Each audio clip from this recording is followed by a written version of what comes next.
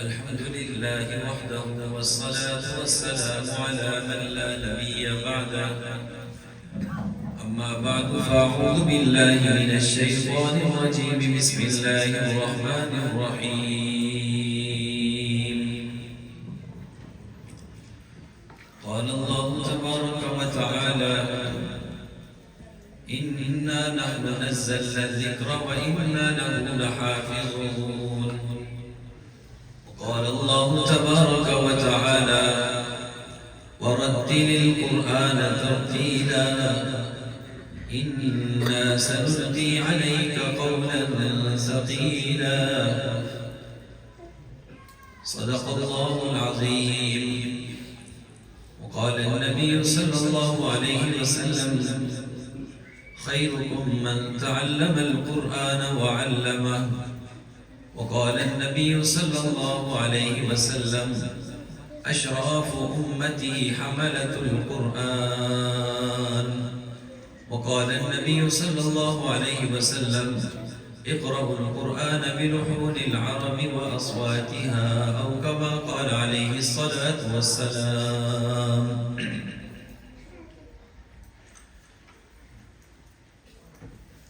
تمام احباب ذوق و شوق کے ساتھ درود پاک پڑھ لیں. اللہم صلی وسلم علی سیدنا و مولانا محمد وبارک وسلم وصلی علیہ. اللہم صلی علی محمد بعدد من صلی وصام. اللہم صلی علی محمد بعدد من قعد وقام. اللہم صلی علی محمد بعدد ورق الاشجار. اللهم صل على محمد بعدد قطرة البحار.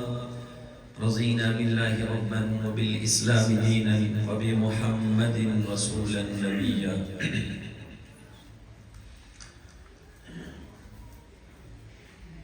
میرے انتہائی واجب القدر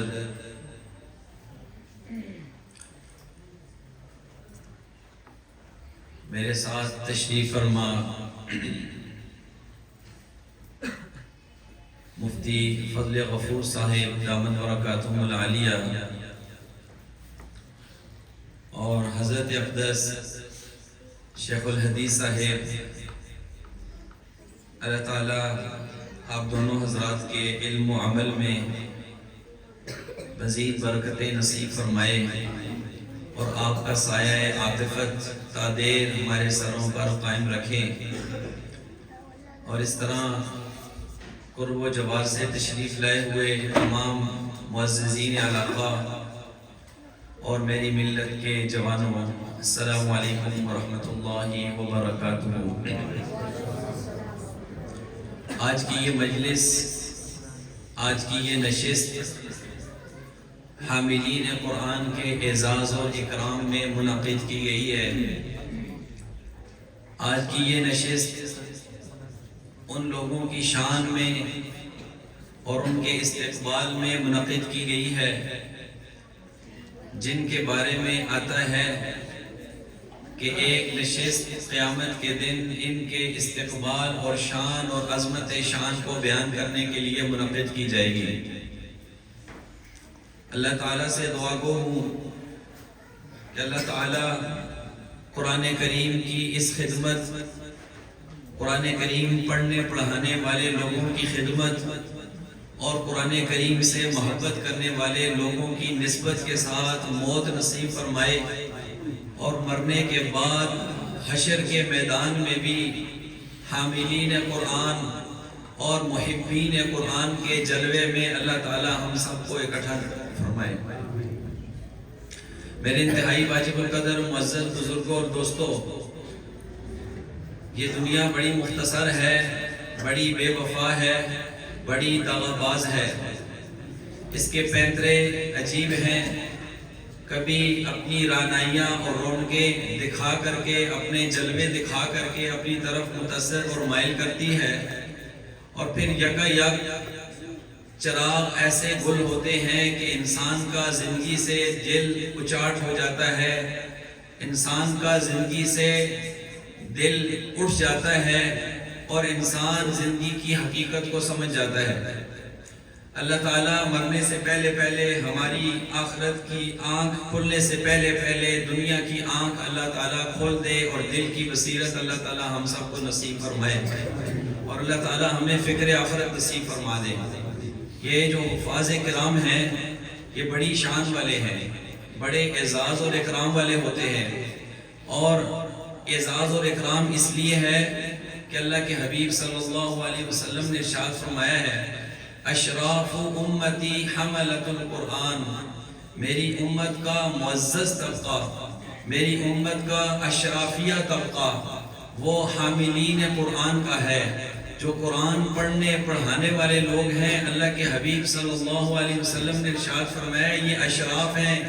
یہ میری امت کا کریم ہے، یہ میری امت کا مکھن ہے، اور یہ میری امت کے چنیدہ اور برگزیدہ لوگ ہیں جن کے سینوں میں اللہ تعالیٰ نے قرآن کریم کے نور کو بھر دیا ہے۔ تو اللہ تعالیٰ نے، اللہ کے حبیب صلی اللہ علیہ وسلم نے جن کو اشراف کہا ہے، فرمایا کہ یہ جو اشراف ہیں حاملین قرآن ہیں، ان کا اعزاز اور اکرام فرشتے بھی کرتے ہیں، دنیا والوں پر بھی لازم ہے کہ ان کا اعزاز اور اکرام فرمائیں۔ فرشتے ان کا اعزاز اور اکرام اس طرح سے کرتے ہیں کہ طالب علم جو علم دین کا طالب ہے، جو قرآن کریم کا طالب ہے اور وہ علم دین حاصل کرنے کے لیے نکلتا ہے، تو حدیث کے الفاظ ہیں کہ اللہ کے نورانی فرشتے ان معصوم بچوں کے پاؤں کے نیچے اپنے نورانی پر بچھاتے ہیں۔ یعنی اتنی بڑی سعادت اور عزت اور عظمت اور حشمت یہ حامل قرآن اور حافظ قرآن اور طالب قرآن و سنہ قرآن کریم کے علوم کا جو طالب ہے، جو قرآن کریم سے پیوستہ علوم کا طالب ہے، اس کا یہ اعزاز اور اکرام ہے کہ اللہ تعالیٰ کے نورانی فرشتے اپنے نورانی پر وہ ان کے قدموں کے نیچے بچھاتے ہیں۔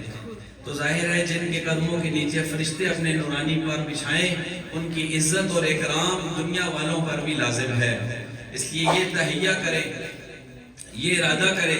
کہ جب کوئی حافظ قرآن آپ کو مل جائے تو اس کا خوب اعزاز اور اکرام فرمائے، اور اس کا اعزاز اور اکرام مالی صورت میں نہیں ہے کہ مال ہو تبھی اعزاز اور اکرام ہوگا۔ سب سے کم درجے کا اعزاز اور اکرام یہ ہے کہ آپ کسی حافظ قرآن کو دیکھیں، کسی قاری قرآن کو دیکھیں تو آپ اس کو دیکھ کر دلی طور پر خوشی محسوس کریں کہ اللہ تعالیٰ کا قرآن پڑھنے پڑھانے والا شخص جا رہا ہے،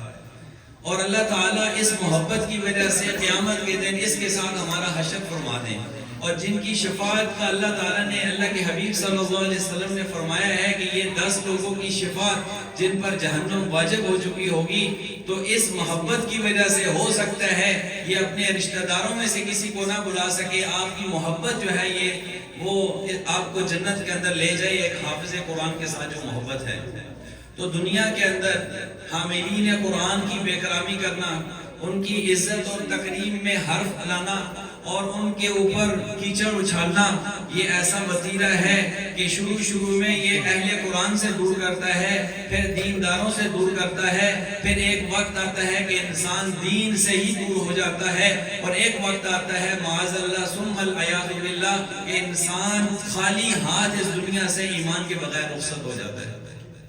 یہ پہلی سیڑھی ہوتی ہے، حاملین قرآن ہیں، پھر علماء کرام ہیں، پھر فقہائے کرام ہیں، پھر بزرگوں کی نسبتوں کے حامل شخصیات ہیں، پھر آہستہ آہستہ یہ سلسلہ بڑھتا چلا جاتا ہے۔ ایک کے بعد ایک انسان جب توہین اور حتق کی طرف بڑھتا ہے تو یہ سلسلہ اس کے ہاتھ سے بڑھتا چلا جاتا ہے، اور نتیجہ یہ نکلتا ہے کہ انسان ایمان سے خالی ہاتھ چلا گیا۔ اور سب سے بڑی ناکامی انسان کی یہ ہوگی کہ انسان دنیا میں آئے اور عمل کرتا رہے، اور آخر میں جب رخت سفر باندھ رہا ہو اور اپنی پنڈوری کو، اپنی پندار کو کھولے، اس کے اندر ایک نامہ اعمال بھی نظر نہ آئے، سارے کے سارے غارت کر کے چلا جائے،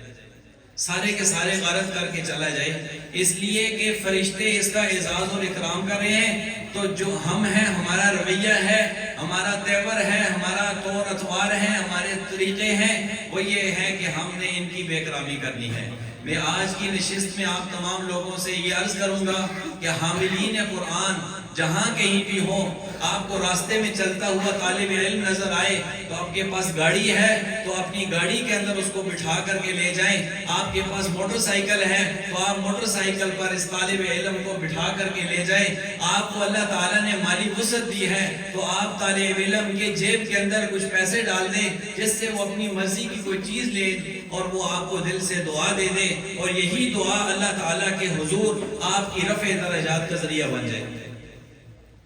تو دنیا کے اندر یہ حاملین قرآن ہیں، تو جو آدمی دنیا کے اندر قرآن پڑھنے پڑھانے والے لوگوں کا عزت اور اکرام کرے گا تو مرتے وقت بھی اور مرنے کے بعد جب قبر میں جائے گا وہاں پر بھی یہی قرآن اس کے کام آئے گا، قرآن قبر میں بھی اس کو کام آئے گا۔ اللہ کے حبیب صلی اللہ علیہ وسلم کی حدیث ہے، آپ صلی اللہ علیہ وسلم نے ارشاد فرمایا کہ قرآن کریم میں 30 آیتوں کی ایک سورت ایسی ہے جو اپنے پڑھنے والے کی سفارش کرتی ہے۔ فرمایا کہ مغرب کے بعد سونے سے پہلے سورت کی تلاوت کرنی چاہیے۔ جو آدمی سورہ ملک کی تلاوت کرتا ہے تو قبر کا عذاب اللہ تعالیٰ اس سے ہٹا دیتے ہیں، اللہ تعالیٰ کے فرشتے اس سے قبر کا عذاب نہیں لیتے۔ یہی سورت مجسم ہو کر شکل اختیار کر کے میت کے اوپر آ کر کے لیٹ جاتی ہے، اور منکر نکیر فرشتے جو ہوتے ہیں جو سوال پر مامور ہیں وہ پوچھتے ہیں کہ تو کون ہے؟ وہ کہتی ہے کہ میں اللہ کا کلام ہوں، اور اللہ تعالیٰ نے یہ فرمایا ہے، اللہ کے حبیب صلی اللہ علیہ وسلم کی زبانی یہ ارشاد ہے، فرمایا کہ جو سورہ ملک کی تلاوت کرے گا اللہ تعالیٰ اس کو عذاب قبر کے فتنے سے محفوظ فرمائیں گے۔ عذاب قبر کا فتنہ اللہ کے حبیب صلی اللہ علیہ وسلم فرمایا اتنا سخت ہے، اگر میں تمہیں عذاب قبر کا فتنہ بتا دوں تو تم مردوں کو دفنانا چھوڑ دو گے، اور پھر وہ قبر جب مردے کو دونوں طرف سے بسیجتی ہے، بھیجتی ہے اس طرح سے، تو شرق اور غرب تک سارے لوگ اس کی چیخ و پکار کو سنتے ہیں، سوائے انسانوں کے اور جنات کے یہ نہیں سنتے، باقی دنیا کی ہر مخلوق سنتی ہے۔ اللہ تعالیٰ ہماری اس فتنے سے حفاظت فرمائے، اللہ تعالیٰ قبر کی ہولناکی سے ہماری حفاظت فرمائے، اور جب وہاں ہماری امیدوں کے سارے چراغ گل ہو رہے ہوں وہاں پر سورہ ملک کا چراغ وہ ملاتا ہوا اور چمکتا ہوا ہمارے سامنے آ جائے اور امید کی کرن بن کر کے آ جائے، اور وہ فرشتے کہیں کہ تو کون ہے؟ وہ آگے سے کہتی ہے کہ میں اللہ کا کلام ہوں، میں سورہ ملک ہوں۔ اللہ نے اپنے حبیب صلی اللہ علیہ وسلم کی زبانی یہ ارشاد فرمایا کہ جو آدمی سورہ ملک کی تلاوت کرے گا اسے عذاب نہیں ہوگا۔ اب یا تو اللہ تعالیٰ اس کی مغفرت فرما دیں یا اللہ تعالیٰ مجھے اپنے کلام سے نکال دیں، تو اللہ تعالیٰ فرمائیں گے سورہ ملک تو بھی میرے کلام میں رہے، جا اس کی میں نے کوشش کر دی۔ اب یہ قبر کا اعزاز اور اکرام ہے۔ قبر آخرت کی منزلوں میں سے سب سے پہلی منزل ہے، سب سے پہلی منزل ہے۔ یہاں پر جو کامیاب ہو گیا وہ آخرت کی ساری منزلوں میں کامیاب ہو گیا۔ حضرت عثمان غنی رضی اللہ تعالیٰ عنہ، ذی النورین سب کہتے ہیں رضی اللہ تعالیٰ عنہ، تو وہ کہتے ان کا قبر کے بارے میں یہ معمول ہے کہ جب وہ قبر کا تذکرہ سنتے تھے تو ان کی داڑھی مبارک جو ہے وہ آنسوں سے تر ہو جاتی۔ کسی نے پوچھا کہ آپ بقیہ چیزوں کے خوف سے اتنا نہیں ڈرتے جتنا قبر کے خوف سے ڈرتے ہیں؟ تو فرمایا کہ قبر آخرت کی منزلوں میں سے پہلی منزل ہے، یہ منزل اگر کامیاب ہو گئی، یہ سیڑھی اگر میں چڑھ گیا تو آخرت کی ساری منزلیں اللہ تعالیٰ آسان فرما دیں گے۔ اللہ تعالیٰ ہماری اس قبر کی منزل کو آسان فرما دیں گے۔ اگر ہم قرآن پڑھنے والے ہیں تو پھر ہمیں کسی قسم کا خوف دامنگیر نہیں ہونا چاہیے۔ اگر ہم قرآن کریم سے محبت کرنے والے ہیں اور قرآن کریم پڑھنے پڑھانے والے لوگوں سے محبت کرنے والے ہیں پھر بھی ہمیں کوئی فکر دامنگیر نہیں ہونی چاہیے، کوئی فکر لاحق نہیں ہونی چاہیے، اس لیے کہ ہمارا تعلق حضرت محمد مصطفیٰ صلی اللہ علیہ وسلم کے اوپر نازل ہونے والے قرآن اور حاملین قرآن سے ہے۔ اور پھر اسی طرح سے جب حشر کا معرکہ ہوگا، حشر برپا ہوگا، ساری دنیا کے اولین بھی ہوں گے، آخرین بھی ہوں گے، انسان بھی ہوں گے، جنات بھی ہوں گے، انبیاء بھی ہوں گے، افضل الانبیاء بھی ہوں گے، سید الرسل بھی ہوں گے، فخر الرسل بھی ہوں گے، تاج العرب بھی ہوں گے، سید الانبیاء بھی ہوں گے، سید الاولین والآخرین حضرت محمد مصطفیٰ صلی اللہ علیہ وسلم بھی ہوں گے۔ ساری کائنات کے سامنے اللہ تعالیٰ حشر کے اندر حساب کتاب لے رہے ہوں گے۔ حساب کتاب جب اللہ تعالیٰ لے رہے ہوں گے تو وہاں پر حافظ قرآن کو بلایا جائے گا۔ میری بات توجہ سے سنیے، مختصر کرو۔ حافظ قرآن کو حشر کے اندر بلایا جائے گا، والد کا نام لے کر کے، خاندان سے پکارا جائے گا کہ فلاں ابن فلاں کہاں ہے، اس کو بلایا جائے گا۔ اب سارے روح سے خلائق ہے، ساری دنیا کے لوگ موجود ہیں، انبیاء اور رسول موجود ہیں، صحابہ کرام تابعین موجود ہیں، تبع تابعین موجود ہیں، نیک لوگ موجود ہیں، بزرگان دین موجود ہیں، اتقیاء اصفیاء لوگ موجود ہیں۔ ان کی موجودگی میں اگر ایک شخص کو بلایا جا رہا ہے اور کہا جا رہا ہے اقرأ وارتقی ورتل کما کنت ترتل فی الدنیا، اے حافظ قرآن پڑھتا جا اور بہشت کے درجوں پر چڑھتا جا، اور پڑھتا جا اور بہشت کے درجوں پر چڑھتا جا، فَإِنَّ مَنزِلَتَكَ عِنْدَ آخِرَ آیَةٍ تَقْرَأُهَا، تیرے مرتبہ اور مقام وہ آخری آیت ہے، وہ آخری سیڑھی ہے جو قرآن کریم کی آخری صورت میں، آخری آیت کی صورت میں سامنے آئے گی۔ تو 6000 سے زیادہ سیڑھیاں یہ حافظ قرآن چڑھ کر کے اوپر جائے گا اور اللہ تعالیٰ کے انبیاء کا قرب سے نصیب ہوگا۔ پھر وہاں پر ہر شخص یہ حسرت کرے گا، کاش کہ میں حافظ قرآن ہوتا، مجھے آج بلایا جاتا، کاش میرا بیٹا حافظ قرآن ہوتا،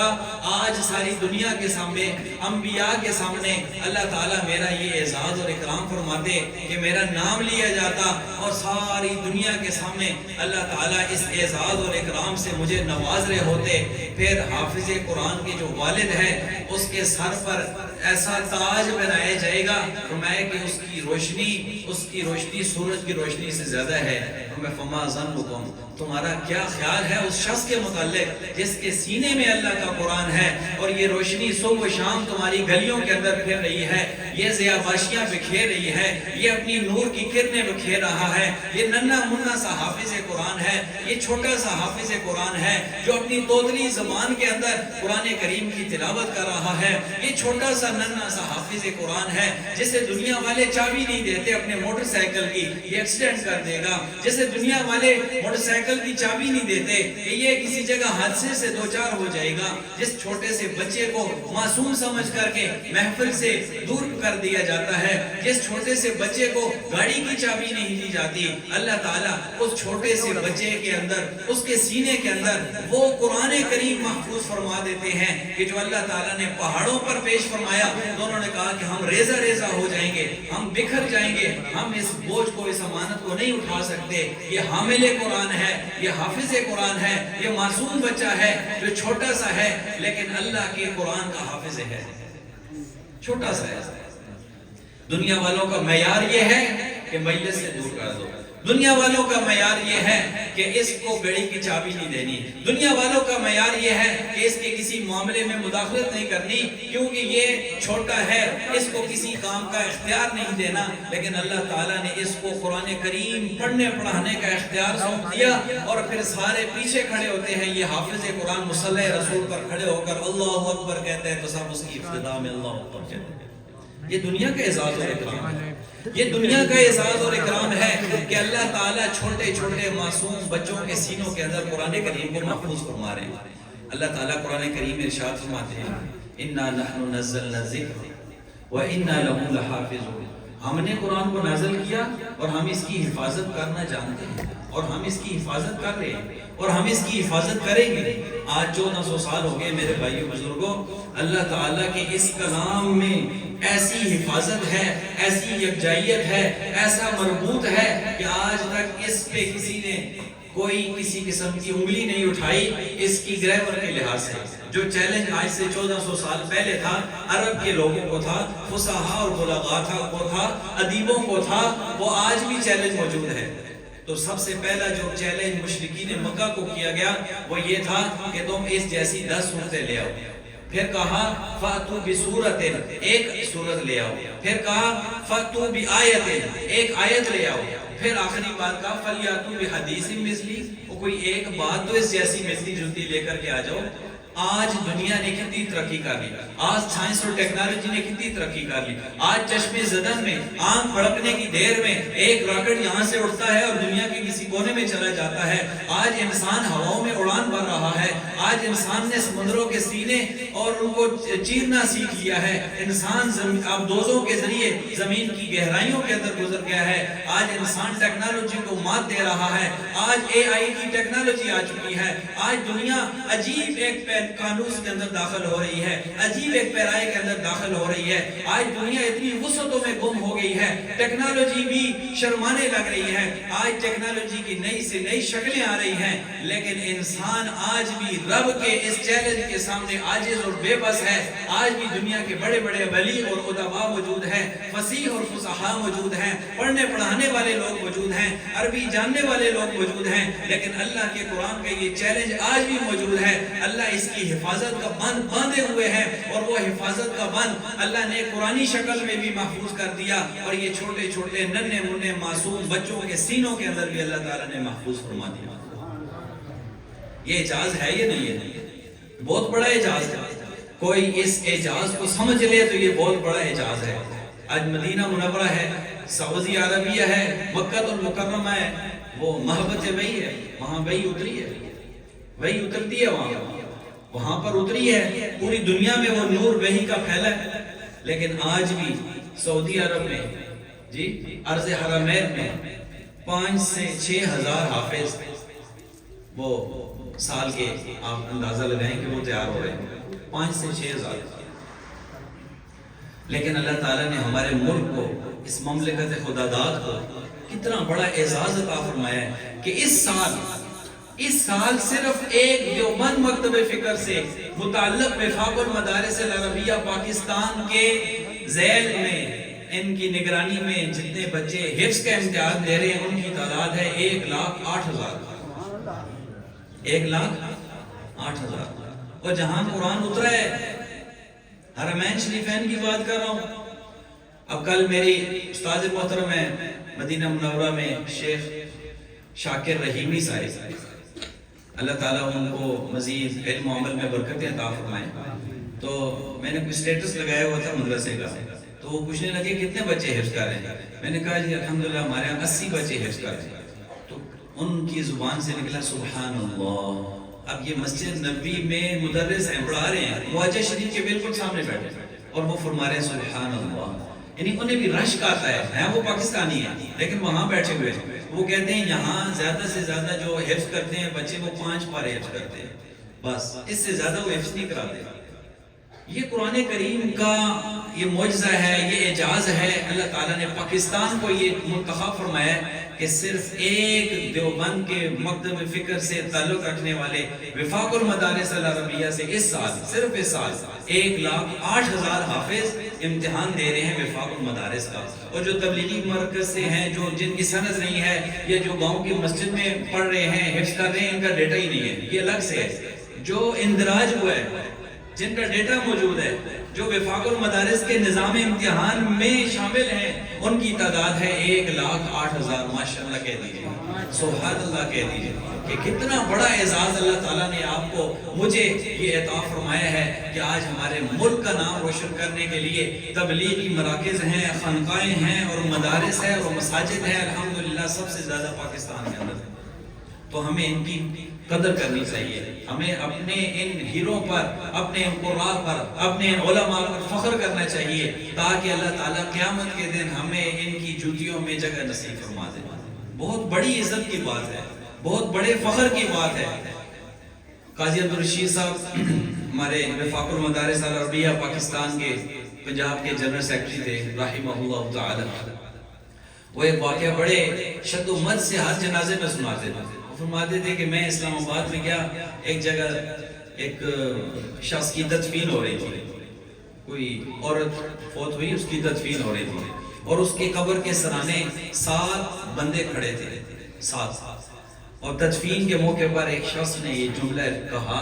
کہ قبر خیال کرنا، یہ عورت عام عورت نہیں ہے، 7 حافظوں کی ماں ہے۔ قبر خیال کرنا، یہ عام عورت نہیں ہے، 7 حافظ قرآن عالم دین بچوں کی ماں ہے۔ میں یہ کہتا ہوں آپ قبر کے سامنے کھڑے ہو کر کے اس کو کہیں قبر خیال کرنا، بریگیڈیئر صاحب آ رہے ہیں، قبر خیال کرنا، جنرل صاحب آ رہے ہیں، قبر خیال کرنا، ڈاکٹر صاحب آ رہے ہیں، قبر خیال کرنا، انجینئر صاحب آ رہے ہیں، قبر خیال کرنا، ماسٹر صاحب آ رہے ہیں، قبر خیال کرنا، یہ بڑا سرمایہ دار آ رہا ہے، قبر خیال کرنا، یہ لینڈ، یہ جاگیردار آ رہا ہے، قبر خیال کرنا، یہ بہت بڑا چیئرمین آ رہا ہے، یہ صدر پاکستان آ رہا ہے، میں یہ کہتا ہوں کہ کوئی 7 ہفتے اقلیم کی بادشاہت بھی حاصل کر لے، وہ بھی قبر کے سرانے کھڑے ہو کر اس کے بارے میں نہیں کہا جا سکتا کہ 7 برے اعظموں کا بادشاہ آ رہا ہے۔ قبر خیال کرنا، قبر مانتی ہے یا خدا کے فرمان کو یا مصطفیٰ کے فرمان کو۔ قبر حوالہ مانتی ہے تو ان حافظ قرآن لوگوں کا حوالہ مانتی ہے، قرآن پڑھنے والے لوگوں کا حوالہ مانتی ہے، قرآن پڑھنے والوں کی وجہ سے اس میں وسعتیں آتی ہیں، قرآن پڑھنے والوں کی قبریں کشادہ ہوتی ہیں، قرآن پڑھنے والے لوگوں کی قبریں منور اور تاباں ہوتی ہیں۔ اللہ تعالیٰ سے دعا ہے کہ اللہ تعالیٰ ہمیں قرآن کریم پڑھنے پڑھانے کے ساتھ منسلک رکھے اور اسی پر خاتمہ فرما دے۔